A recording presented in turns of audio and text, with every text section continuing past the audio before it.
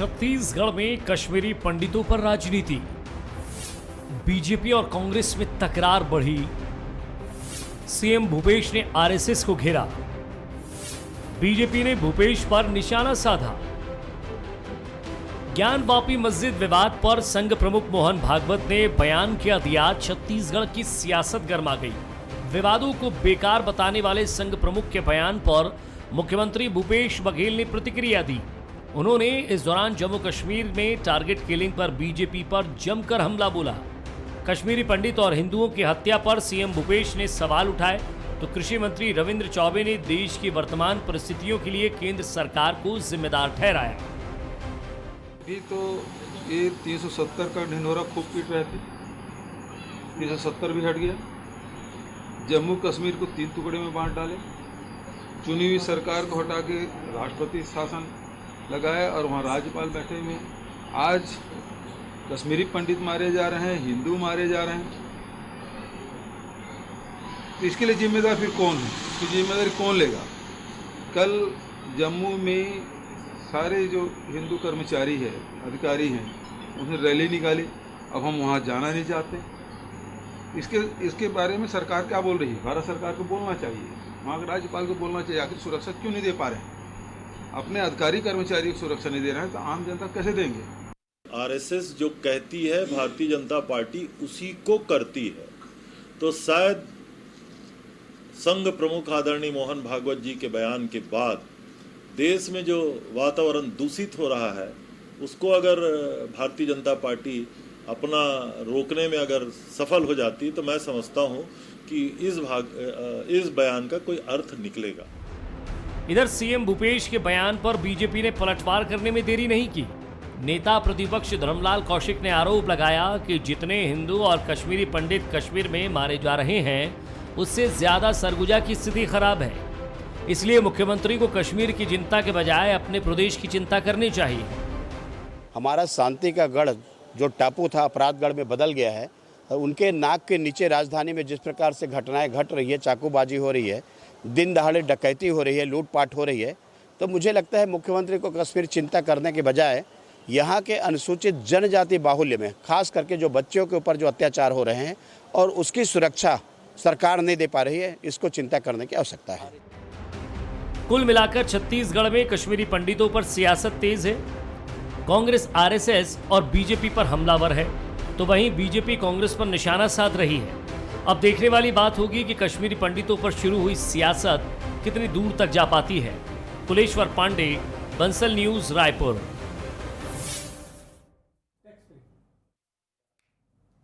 एक तरफ देश जहां महंगाई में जल रहा है तो दूसरी तरफ राजनेता है कि उस तपिश में अपनी राजनीति की रोटी सेकने से बाज नहीं आ रहे हैं। बात बीजेपी की हो, आरएसएस की हो या कांग्रेस की, रही सही कसर कुछ छुटभइये राजनीतिक दल भी अपनी सहूलियत के हिसाब से ज्ञानवापी मस्जिद पर अपने आरोप प्रत्यारोप से राजनीतिक गर्माहट बरकरार रख रहे हैं।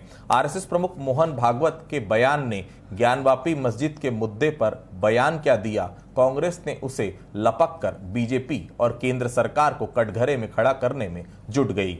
राष्ट्रीय स्तर पर मामला हिंदुत्व और गैर हिंदुवादी ताकतों पर चलता रहा तो छत्तीसगढ़ में मामला यूपी के ज्ञानवापी से निकलकर कश्मीर में मंडरा रही हिंसा तक पहुंच गया। मुख्यमंत्री भूपेश बघेल ने तो बीजेपी और आरएसएस की मंशा पर सवाल खड़े कर दिए और यहां तक कह दिया कि जब दावा हो रहा था कि धारा 370 हटाने के बाद मामला सब कुछ सही हो जाएगा तो फिर देश में इतनी अशांति क्यों है, क्यों कश्मीर खून से लगातार लाल हो रहा है। नमस्कार, आज के मुद्दे में आप सभी का स्वागत है। मैं हूं आदित्य नामदेव। आज इसी मुद्दे पर हम चर्चा करेंगे। हमारे साथ चर्चा करने के लिए 3 बेहद खास मेहमान मौजूद हैं। हमारे साथ मौजूद है मधुकर द्विवेदी जी, वरिष्ठ पत्रकार है, बहुत स्वागत करता हूं मैं उनका। मेरे साथ मौजूद हैं श्रीचंद सुंदरानी जी, पूर्व विधायक है, भारतीय जनता पार्टी के वरिष्ठ नेता है, बहुत स्वागत करता हूं उनका। मेरे साथ नितिन भंसाली जी हैं, कांग्रेस के वरिष्ठ नेता हैं, बहुत स्वागत करता हूं उनका। सबसे पहले मैं मधुकर जी के पास ही चलता हूं। मधुकर जी, मोहन भागवत ने क्या कहा आपने सुना ही होगा। कुछ मुस्लिम संगठन जिसे समर्थन भी कर रहे हैं, लेकिन जो हमने सुना क्या वही मोहन भागवत ने कहा? कोई माइंड गेम तो नहीं है आरएसएस का क्योंकि उन्होंने ये भी कह दिया कि मंदिर के ऊपर मस्जिद बनना भी ठीक नहीं है। हर मस्जिद में शिवलिंग ढूंढना तो ठीक नहीं है, लेकिन मंदिर के ऊपर मस्जिद ढूंढना भी ठीक, मंदिर के ऊपर मस्जिद बनाना भी ठीक नहीं है। कुछ सीख है, कुछ हिदायत भी है। क्या कहेंगे आप इस पूरे बयान को लेकर? देखिए आदित्य जी, ये माइंड और कुछ है या कोई रणनीति है, कोई दूरदृष्टि है, ये तो वो ही जाने। लेकिन जो इस समय पूरे देश में जो एक माहौल है मंदिर मस्जिद को लेकर के, और ख़ास तौर से वाराणसी में ज्ञानवापी मस्जिद कहें उसको या जो भी कहें उसको लेकर के, जो एक पूरे देश में एक ऐसा वातावरण हो रहा है जैसे हिंदू वर्सेस मुस्लिम हो गया। उस वातावरण के दौरान अगर आरएसएस प्रमुख ने ये बात कही है कि हर शिवलिंग में, हर मस्जिद में शिवलिंग ना ढूंढा जाए, मुझे लगता है ये बात बहुत बेबाक है। और अगर आरएसएस प्रमुख द्वारा ये बात कही गई है तो निश्चित तौर पे इसके कई मायने हैं। देखिए, राजनीति पहलू अपनी जगह है, राजनीति भी अपनी जगह है, हिंदुत्व गैर हिंदुत्व भी अपनी जगह है, लेकिन सबसे पहले देश है। राष्ट्रीय स्वयंसेवक संघ हमेशा राष्ट्रीयता की बात करने वाला संगठन है, राष्ट्र प्रेम से ओतप्रोत संगठन अपने को कहने वाले लोग हैं, उससे जुड़े हुए लोग। और अगर उनके प्रमुख ने एक ऐसी बात कह दी जो हमारी राष्ट्रीय अस्मिता को रेखांकित करती है, भारत एक है, हम सब भारतीय एक हैं, इसका एक उद्घोष करती हुई बातें वो उन्होंने कहा है, तो ये मुझे लगता है ये स्वागत योग्य बात है। देखिए, राष्ट्रीय स्वयंसेवक संघ से कोई सहमत हो, असहमत हो, राजनीतिक दल सहमत हो, असहमत हो, एक अलग मुद्दा है। कांग्रेस, कोई आवश्यक नहीं कि कांग्रेस उनके बयानों से या बयानात वो देते रहे हैं असहमत हो, कोई आवश्यक नहीं। लेकिन मुझे ऐसा लगता है कि कांग्रेस ने एक अच्छे मुद्दे पे बात करनी शुरू कर दी है, और वो मुद्दा दिया है आरएसएस प्रमुख मोहन भागवत ने।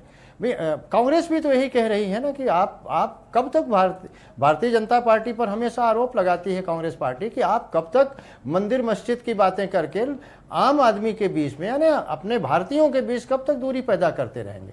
मोहन भागवत जी का ये जो बयान है, ये मुस्लिम संगठनों ने अगर इसका स्वागत किया है तो ये बहुत अच्छी बात है, और ऐसे ही बयानात की अब जरूरत है देश में।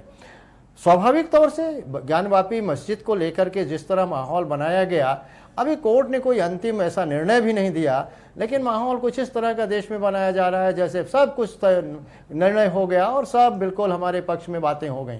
ऐसा भी कुछ नहीं हुआ। देखिए, इस देश में न्यायपालिका है, न्याय व्यवस्था है, सबको उस पर विश्वास करना चाहिए। लेकिन मोहन भागवत जी का जो बयान है, मुझे लगता है ये बहुत ही सामयिक बयान है, और मुझे लगता है इसका स्वागत किया जाना चाहिए। इस मुद्दे पर अब देशवासियों को विचार करना चाहिए, चाहे वो मोहन भागवत जी। ये अच्छा हुआ मोहन भागवत जी चूंकि आरएसएस के चीफ हैं, उनके द्वारा ये बात कही गई है। मुझे लगता है अब ये बातें भारतीय जनता पार्टी के लोगों की तरफ से भी आए तो मुझे लगता है कोई ऐसा नहीं होगा कि भारतीय जनता पार्टी अपनी किसी रीति नीति से हट करके बात कर रही है। सुंदरानी जी मेरे साथ मौजूद। सुंदरानी जी, 370 का हुआ क्या? पहले आपने बोला 370 हटाएंगे तो सब कुछ ठीक हो जाएगा। कितनी हत्याएं हो रही हिंदुओं की आप देख रहे हैं वहां पर। सीधे तौर पर देश निकाला हो गया कि जो हिंदू नहीं है वही यहाँ पर रहेंगे, और हिंदू जो है वो तुरंत यहाँ पर छोड़कर चले जाएं। कश्मीरी पंडित जब हुआ था वो कांड, तब तक तो शायद हमारी याददाश्त नहीं होगी, हम लोग अभी जितने जनरेशन के, लेकिन अभी जो कत्लेआम हो रहा है वो तो हम सब देख रहे हैं। क्या इसी कत्लेआम के लिए 370 वहां से खत्म किया गया था? महंगाई, हिंसा, कालाबाजारी, भ्रष्टाचार, ये सब नहीं दिखता आपको? कहाँ मंदिर मस्जिद, हिंदू मुस्लिम, 370, इसी में देश आगे बढ़ेगा, यही यूथ एक्सपेक्टेशन करता है भारतीय जनता पार्टी से। सुंदरानी जी, भारतीय जनता पार्टी का एक प्रत्येक कार्यकर्ता हो या आरएसएस का प्रत्येक कार्यकर्ता हो, डॉक्टर श्यामा प्रसाद मुखर्जी का बलिदान जिस कश्मीर में हुआ, उस कश्मीर को स्वतंत्र रूप प्रदान किया जाना चाहिए। ये हमारे अस्तित्व की भी बात थी, हमारे लिए गौरव की भी बात थी। जहाँ तक सवाल है, वहाँ पे अभी हिंसा का दौर कुछ 2-3 दिन से शुरू हुआ है। निश्चित रूप से हमारे प्रधानमंत्री जी और गृह मंत्री जी, अमित शाह जी, मोदी जी मिलकर इस समस्या का पूरी तरह से निदान करेंगे। जहाँ तक भागवत जी के बयान का मामला है, मैं आपको बता दूं कि हम भारतीय जनता पार्टी और संघ परिवार के लोग इस धर्मनिरपेक्ष राष्ट्रवाद के ऊपर हम चल रहे हैं। हमारा किसी भी समाज, किसी जाति, किसी संस्कृति के हम खिलाफ नहीं है। हम धर्मांतरण के विरोध में है। जबरन अगर कोई धर्मांतरण कराता है, प्रलोभन देके धर्मांतरण कराता है या किसी धार्मिक स्थान को तोड़कर वो अपने धर्म का स्थान बनाता है, ऐसे कहीं कोई प्रमाण सामने आ जाते हैं और अगर वो मामला अदालत में जाता है तो अदालत के निर्णय का हम इंतजार करते हैं। हमने प्रभु राम के मंदिर का मामला था, बाबरी ढांचा ढहाए जाने के बाद वहाँ पे इतने साक्ष्य मिले, उसके बाद सुप्रीम कोर्ट ने निर्णय लिया, आज भगवान राम का मंदिर बन रहा है, सभी समुदाय के लोग उसको सहयोग कर रहे हैं।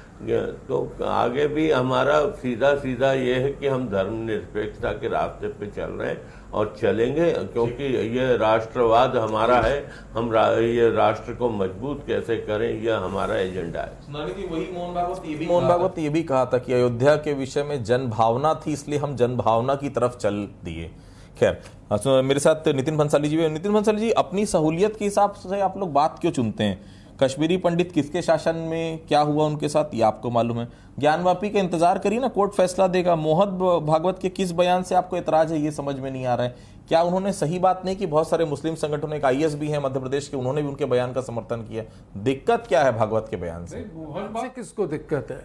ये तो डैमेज कंट्रोल कर रहे हैं कि भारतीय जनता पार्टी के नेताओं ने जो उलूल जुलूल बातें ये ज्ञानवापी मस्जिद को और इसको लेकर, शिवलिंग को लेकर जो की, कहीं से मोहन भागवत को ऐसा लगा कि भाई वोट बैंक जो है वो खसक रहा है, तो उसको ये डैमेज करने का काम कर रहे हैं। अभी ये कह रहे थे कि हम धर्मनिरपेक्षता की बात करते हैं। कौन सा धर्मनिरपेक्ष? हमेशा हिंदू, मुस्लिम, सिख, ईसाई, मंदिर, गुरुद्वारा, गौ माता, इन्हीं के नाम पर हमेशा चुनाव के समय वोट मांगने का और अपनी राजनीतिक रोटियां सेकने का काम भारतीय जनता पार्टी ने शुरू से किया है।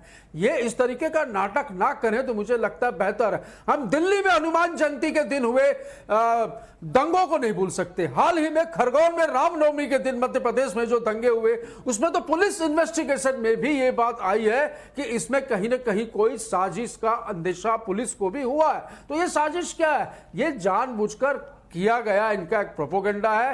हिंदू के नाम पर हिंदू, मुस्लिम, सिख, ईसाई, जैसे हमारा एक नारा है कि भारत मां के 4 सिपाही, हिंदू, मुस्लिम, सिख, ईसाई सब एक हैं। मैं सुंदरानी जी से पूछना चाहता हूं, ब्लड बैंक में जाते हैं तो क्या वो पूछते हैं क्या कि ये खून जो है वो हिंदू का है, मुस्लिम का है कि ईसाई का है? जो भी है उस समय मरीज की जान बचाने के लिए वो खून लेते हैं। तो देश की सुंदरता को, हिंदुस्तान की इस लोकतंत्र की सुंदरता को आप लोगों से निवेदन है कि राजनीतिक रूप से इसका इस्तेमाल करके देश की लोकतंत्र की सुंदरता को खत्म करने का काम आप लोग ना करें। जनता जाग चुकी है, अब आपके बहकावे में नहीं आएगी। मधुकर जी मेरे साथ मधुकर जी, ये अचानक आ जाता है कि मस्जिद का लाउड स्पीकर बंद करो, फिर आ जाता है कि मस्जिद के सामने हम हनुमान चालीसा बजाएंगे, उसके बाद फिर कोई और बात आ जाती है। महाराष्ट्र में हम देखते हैं अलग तरह की राजनीति शुरू हो जाती है।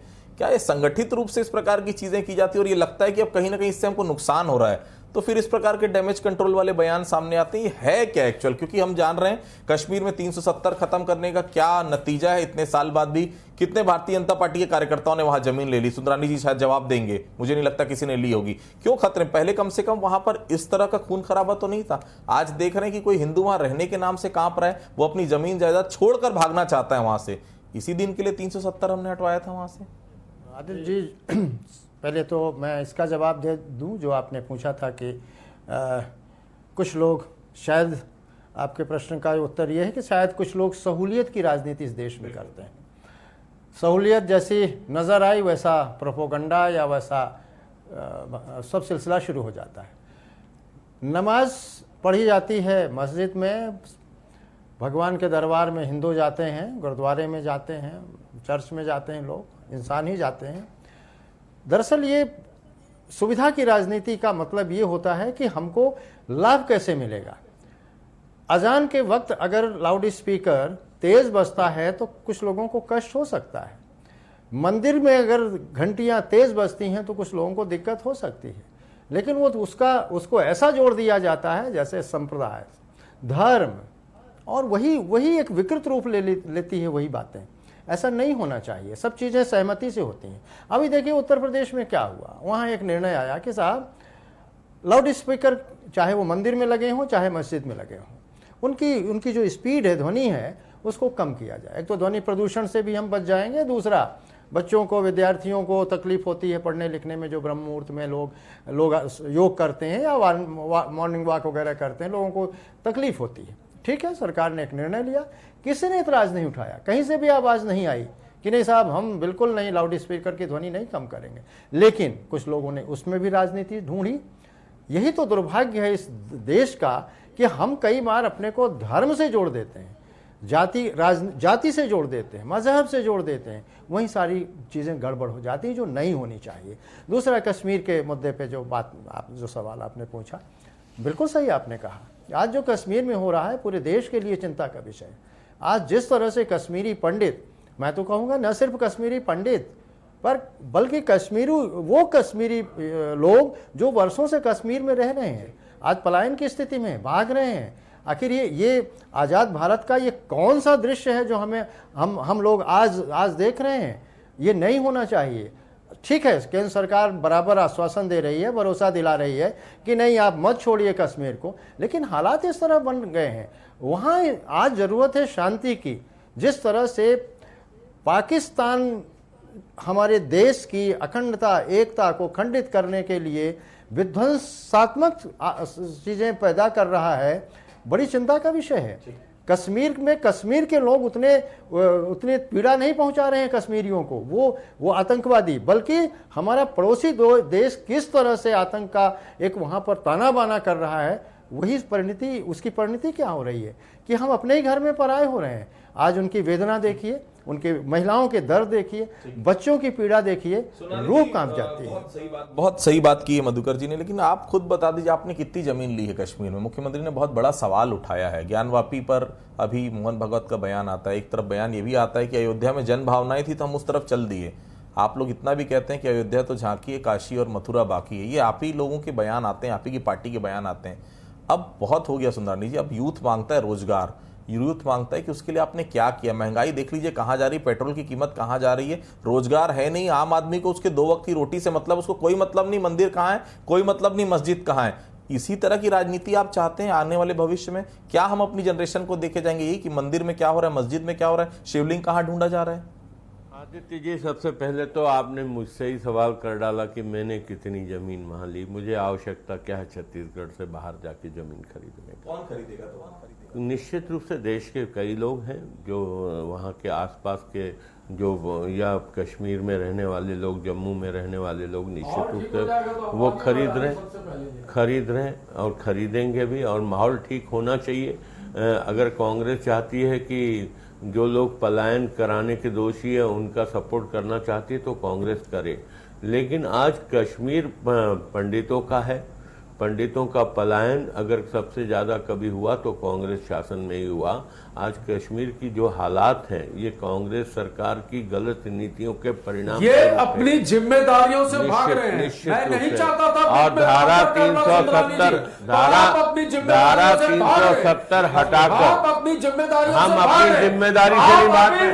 अरे हमारे प्रधानमंत्री क्या कर रहे हैं? नरेंद्र मोदी जी और अमित शाह जी निश्चित 370 हटा के हमने देश के गौरव को ऊंचा किया है। हमने जम्मू कश्मीर का बंटवारा नहीं किया। अरे आप कैसे बोल सकते हैं हमारे पंडित? अरे आप लोगों ने तो कत्लेआम कराया पंडितों का।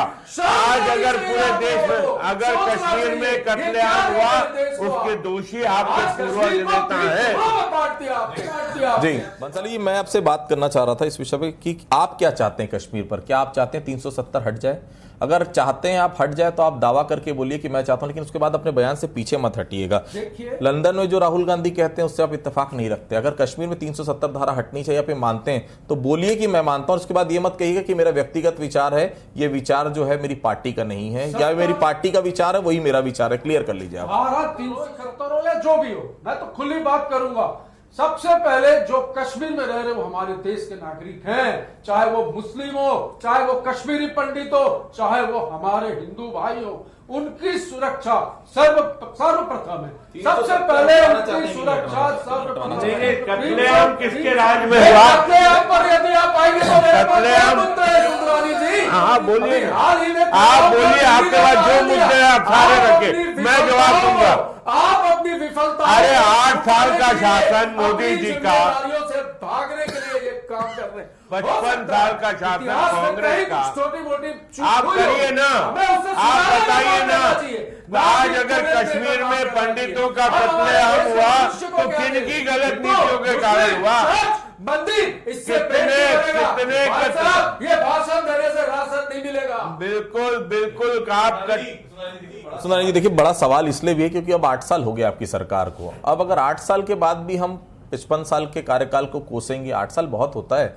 कश्मीरी पंडितों पर पिक्चर बनती है तो आप लोग सब सड़क पर आ जाते हैं, उस पिक्चर को देखना चाहिए, लेकिन उस कश्मीरी पंडित के लिए आज तक हुआ क्या कुछ ऐसा ठोस कदम इन 8 सालों में उठाया गया कि कम से कम कश्मीरी पंडित आके वहां रहते? तो कोई नहीं रहना चाहता वहां पर। बताइए, देश की स्थिति 8 साल में कहां खराब हुई? आज जीडीपी जिस तेजी से बढ़ रहा है, आज 4.1 से 8.6 तक पहुंचा है। देश में शांति का माहौल है, कोई बड़ी घटना पूरे देश में कहीं नहीं हुई। आज गरीब तेजी से गरीब हो रहा है, बिल्कुल नहीं। आज अर्थ क्षेत्र में जितनी तरक्की मोदी जी की सरकार ने की है, क्या 3 घराने मिलकर देश को चला रहे हैं। बिल्कुल कंटिन्यू करिए सुंदर जी। देश तेज गति से आगे बढ़ रहा है। देश के नागरिक गौरव महसूस कर रहे हैं प्रधानमंत्री जी के ऊपर। अभी भी आप सर्वे करा लें, कांग्रेस का सफाया पूरे देश में होते आ रहा है। छत्तीसगढ़ और राजस्थान 2 राज्य बचे हैं, 2023 में भी पता चल जाएगा। 2023 में तो आप गए छत्तीसगढ़ से। अरे वो तो वक्त बताएगा, लेकिन आज कांग्रेस की गलत नीतियां जिम्मेदार। क्या ये बाबर का समर्थन करते? ये बाबर का समर्थन करते हैं?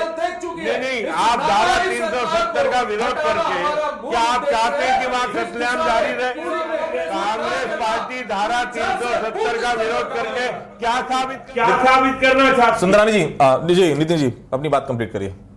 नितिन जी, देश कश्मीर की बात चली, कश्मीर 70 हटा दिया जाए, कहा 370 रहे, इन्होंने लागू किया, संसद में चर्चा हुई, राज्यसभा में नहीं, वापस चाहते 370 है। मेरी बात सुनिए, मैं जवाब दे रहा हूँ। अभी मैं आदित्य नामदेव का जवाब दे रहा हूँ, मेरी जवाबदेही अभी आदित्य नामदेव। नहीं, आपने मेरे बीच में बोला है भाई, आपने शुरुआत की है। आप ये बताइए 370 के पक्षधर हैं क्या?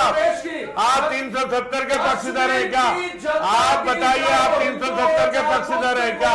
कश्मीरी पंडित कांग्रेस पार्टी 370 की पक्षधर है क्या? आपने 370 लागू किया ना? हटाया आपने लागू किया था, आपने धारा 370 लागू किया था, हमने हटाया। क्या किया? अरे आप चाहते नहीं, कांग्रेस चाहती है कि वापस 370 आवे। युवा कश्मीर के बच्चे बंसाली जी, कश्मीर को क्या दिया आपने? ठीक, देखिए एंडलेस डिस्कशन है, शायद इस डिस्कशन का कोई अंत नहीं, लेकिन सवाल सबसे बड़ा वही है कि धारा 370 हटाने का आखिर फायदा क्या मिला? क्या इसी दिन के लिए धारा 370 हटाई गई थी? क्या यही सोचकर धारा 370 हटाई गई थी? आज कश्मीर लगातार लाल रंग से नहा रहा है।